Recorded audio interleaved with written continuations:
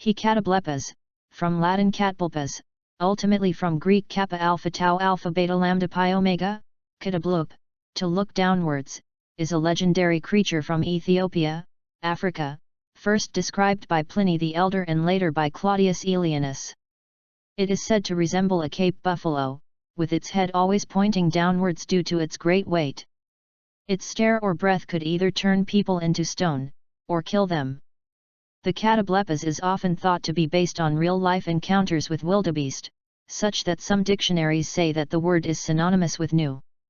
It is sometimes known as an African version of a gorgon. Pliny the Elder, Natural History, 8.77, described the Catoblepas as a mid-sized creature, sluggish, with a heavy head and a face always turned to the ground. He thought its gaze, like that of the basilisk, was lethal, making the heaviness of its head quite fortunate.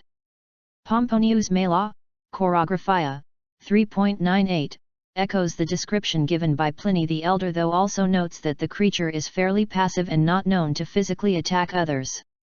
Timotheus of Gaza, on Animals, 53, says that the Catoblepas emits fire from its nostrils.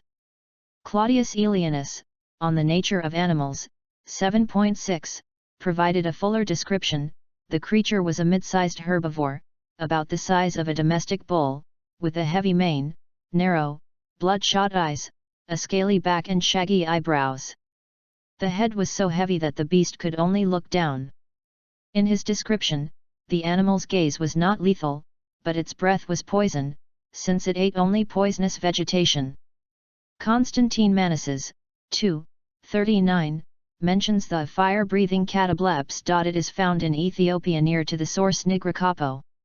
It is not a very large animal, is sluggish in all its parts, and its head is so large that it carries it with difficulty, in such wise that it always droops towards the ground, otherwise it would be a great pest to man, for anyone on whom it fixes its eyes dies immediately.